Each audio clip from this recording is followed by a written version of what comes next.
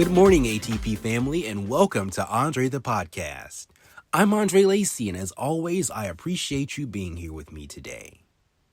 Now, today's show is a full circle moment, because as you're listening to this, I have officially completed a 21-day spiritual fast with my church. And I'll be honest with you, I don't feel the same as when I started. Not dramatically different on the outside, but intentionally. There's definitely been a shift. Now let's look back. If you've been following along these past couple of weeks, you've probably noticed and remember hearing me talk about why I started this spiritual fast to begin with. The discipline, the reset, the intention behind stepping away from routine habits. And let's face it, many of us have those habits that we're trying to step back from. But just in case you're just now joining the conversation, I want to take you back to how this all began. Now, today's show is personal, but it's also bigger than just me. Because right now, I'm participating in a 21-day fast through my church. This isn't just something I came up with on my own. This isn't just a personal challenge.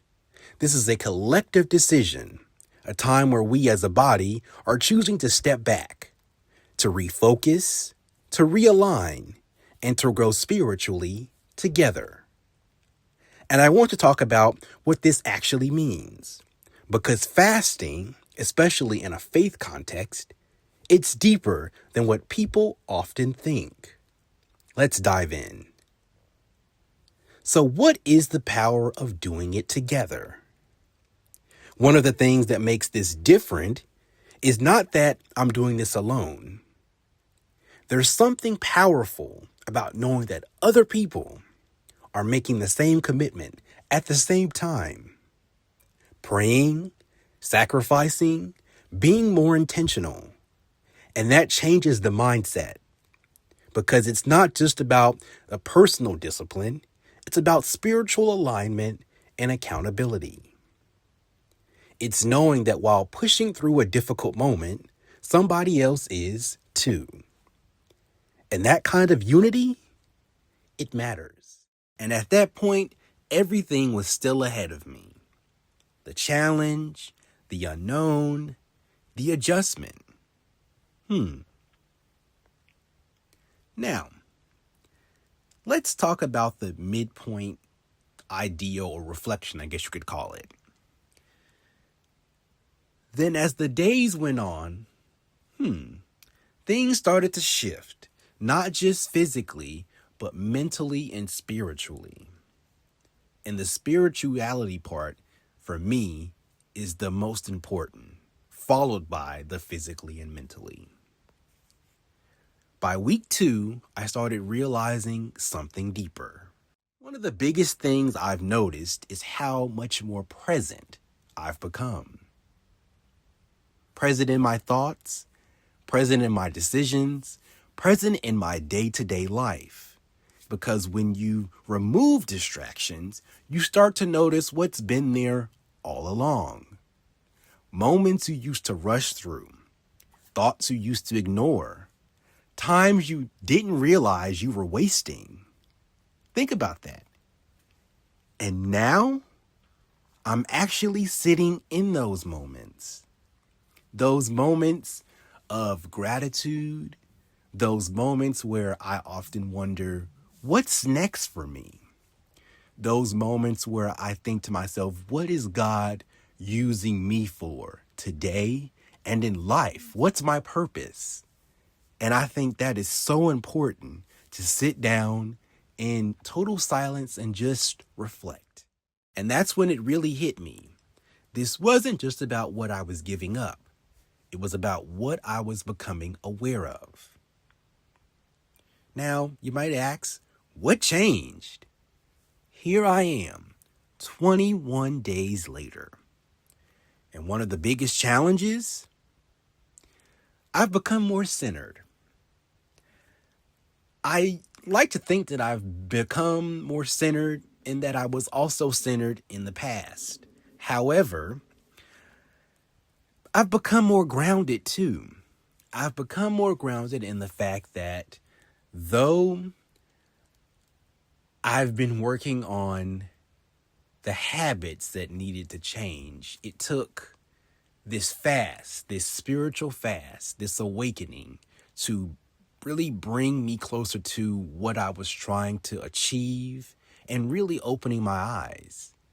You see, it's easier to do something of this magnitude when you have a person or a group of people behind you along the way. And of course, because this was a spiritual fast with my church, members of the congregation and even the pastor himself also participated in this fast. So I would say I've become more present in my decisions, present in my thoughts, and most importantly, present in my relationship with God. Because think about it. When you remove distractions, you start to see things clearly. Things you didn't notice before. Habits you don't question. Patterns you just accepted as normal. Now, let's talk about the honest truth.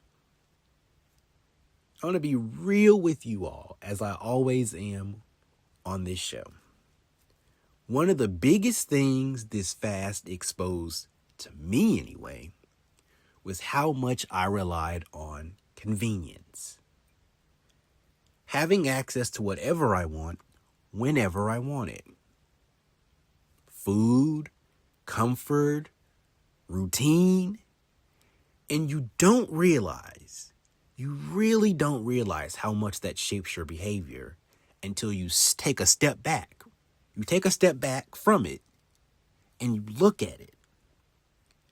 There were moments where I had to stop and ask myself during this fast, do I actually need this, or am I just used to having it? And of course, with this fast, there were obligations that we all committed to of stepping back from, with certain food, certain activities, even when it comes to the financial responsibilities of it all. So I think this was for the best, honestly, and I'm grateful that I took a step out on faith and actually did this, because I've never done it for this long. Now let's talk about the spiritual growth of it all, the deeper connection, I guess you could say. Beyond all of what I just mentioned, the biggest shift for me has been the spiritual aspect.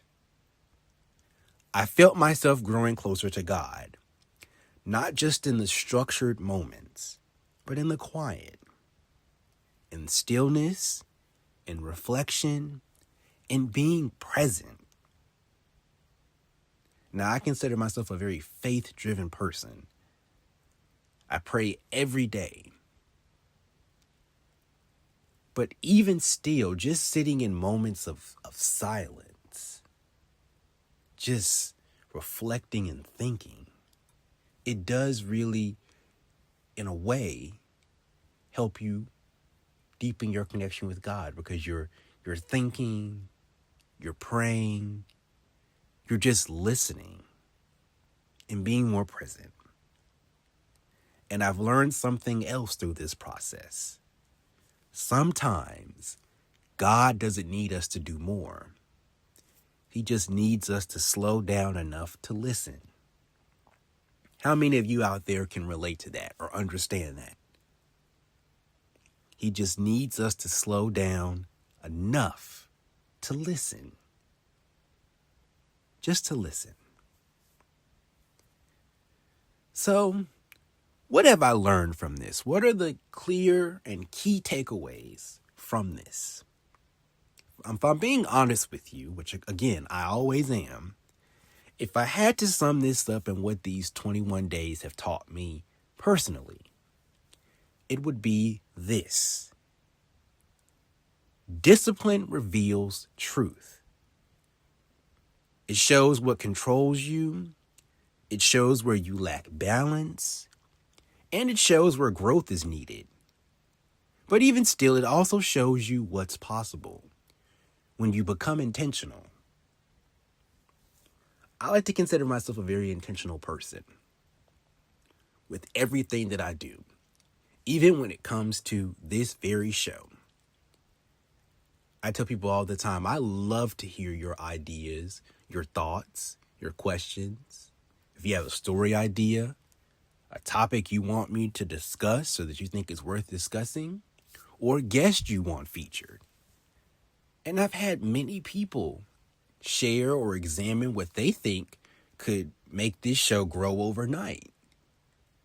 But deep down, because of my integrity, self-respect, and being intentional, I don't move the way that some people do, just like there are people who don't move the way that I do. And that's okay, that's your business. But for me, everything is purely intentional.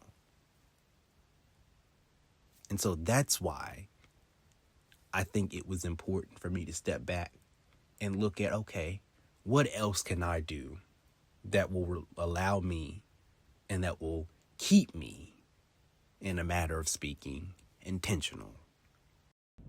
Enjoying the show so far? Don't forget to like, share, and subscribe to the Alive Podcast Network for just $9.99. The QR code is right here. Now, back to the show.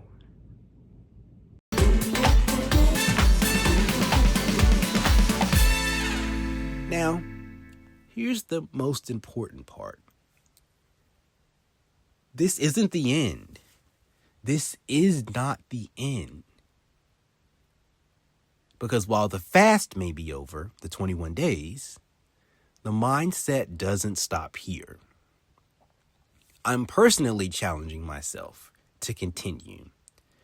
Not necessarily in the same way, in the fact that the 21-day spiritual fast consists of 12 hours and you have to limit certain foods and activities and, things like that. Not necessarily in that exact format, but in a way that it really allows me to build on what I've started, which is continuing the discipline, continuing to focus on my health, which is another key aspect of this for me personally.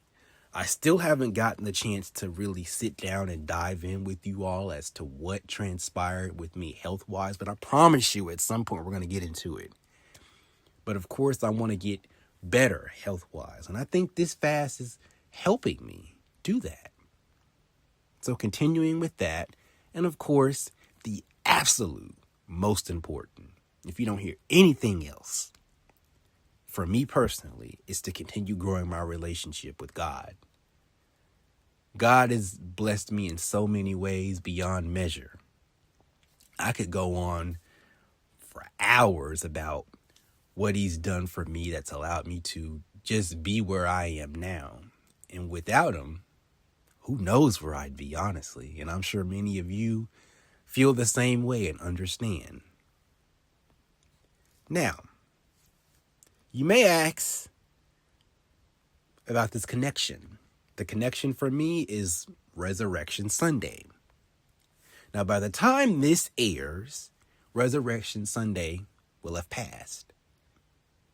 But honestly, I don't think this was a coincidence that this journey led right into Resurrection Sunday. Because now it means something deeper to me, more than I realized. It's not just tradition, rather. Let me say that again. It's not just tradition. It's not just routine, but it's a deeper and truly meaningful reflection. One that comes with sacrifice, renewal, purpose. And I think this is very purposeful if you think about it. You're sacrificing by putting the needs that you desire and seek for aside. And it would have been very well easier to say, I'll do this fast next time. I'll try it again next time. But I said, no, I'm in a season where I want to continue to be intentional. So I'm going to do this. But it takes an even stronger person, in my opinion, which of course I don't give very much here, but it takes an even stronger person to be able to sacrifice what they want for something deeper and meaningful. And beyond it, the purpose, the meaning behind it, and how it will help you continue to grow in the future. Because we all have bright futures ahead, especially when you're intentional with what you're doing. So being more aware, I think, than I was before as I walked into this. So let me leave you with this. I want to know, what in your life, if anything, do you feel that you need to step back from so that you can move forward with clarity? I'll ask it again. What in your life do you need to step back from so that you can move forward with clarity? And I ask that because sometimes growth doesn't come from adding more, as I said earlier. It comes from removing what's been in the way all along. So I invite you to think about that. Ask yourself that question. Once this show wraps up, if you have a moment, really truly think about it in your deep mind, your thoughts, in your reflection time. What can I step back from that will bring me clarity and that will allow me to move forward for the better, if that makes sense? Join the conversation.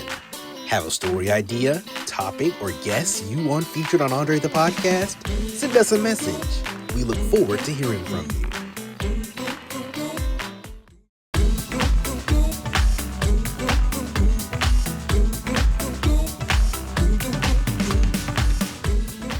Now, as we close out, 21 days ago, just 21 days ago, and it doesn't feel like it's been 21 days. This started as a commitment. Now, it's a transformation. Not perfect, not complete, but real. And that's what growth looks like. That's what it looks like. Thank you for being part of this journey with me, for listening, for reflecting, and for growing alongside with me if you decided to take this step on your own. I thank you. And as always, thank you for joining me here on the show and for listening. It means a lot. And as always, remember, stay grounded, stay intentional, and keep evolving. We'll see you next time. God bless you and be encouraged.